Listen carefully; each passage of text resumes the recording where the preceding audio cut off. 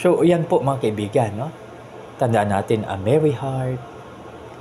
So, sa aking parang ina-paraphrase ko, gives us good health. No? Subalit ang malungkot na puso, natutuyo ang ating mga buto. No? So, kaya napakahirap mga kaibigan. No? Kaya dapat mayroong talaga tayong wisdom. No? So, we need to have wisdom for us to be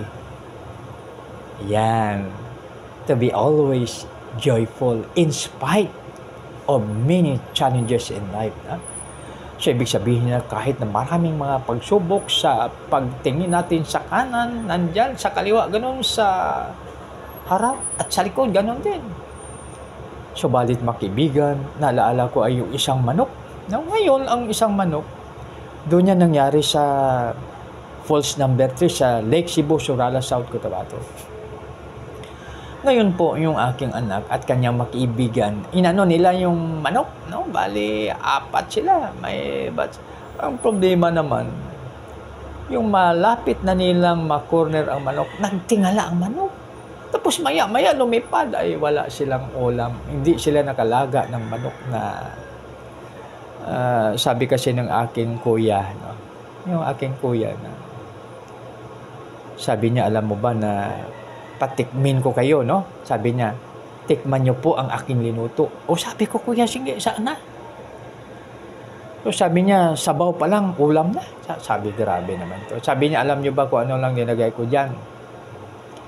Sabi niya, asin at kunting paminta. Dinaga ko po muna. Tapos, sabi niya, sabi ko, parang interesado ko na malaman ito dahil gagayahin ko rin, no? Kasi alam mo naman tayong mga Pinoy, no? Kasi halimbawa, magbakasyon tayo sa probinsya, gusto rin natin lutuan yung mga kasama natin na nagbakasyon, no? So sabi niya, ganito lang yan. Ang gagawin po natin ay ilaga muna ang manok. Wala munang asin, ha? So, kwan pala, no? Sabi niya. Wala munang asin, lagain lang. Pero siyempre, anuhin muna, siyempre lilinisan yung manok. Tapos sabi niya, pag malambot na, sa kalagyan ng lemongrass, sa kalagyan ng tanglad, no? So sabi ko, sa dami sa amin ng tanglad, ang tanim ko ng tanglad ay napakarami, no? So balit ang pupunta po tayo sa tanglad, singit lang po mga kaibigan. Yung tanglad pala, hindi dapat bunutin pag gamitin natin na panlasa sa ating gulay. Ang dapat pala ay parang lang, pag sa Ilonggo kasi gotrabon, ibig sabihin puputulin doon sa may puno. Tapos yung puno na yun ay tutubo naman ulit para hindi tayo mag-replant. Yun ang turo ni Kwan yung dating agriculture secretary, si Sir Pinyol, no? So yun ang turo niya. Sabi niya, kung mag-gulay kayo, wag niyong bunutin, iano niyo lang, no? So ngayon, sabi niya, pag malambot na, saka niyo timplahin, tapos lagyan ng maraming lemongrass. Tapos sabi niya, kunti lang na, ano ba yung tawag? Nakalimutan ko yung isa na ingredients niya. Yung parang nilalagay sa adobo para lalong sasarap. So yun, no? So, tikman namin, totoo po na sabaw pa lang ay ulam na. So yun, no? Pag ang native na manok yun yung pinag-usapan natin. So, dito mga kaibigan, no? Napakaganda na mayroong tayong tinatawag na wisdom, no? So, baka tuningin tayo. So, what is the source of wisdom? So, saan natin makukuha ang wisdom? No?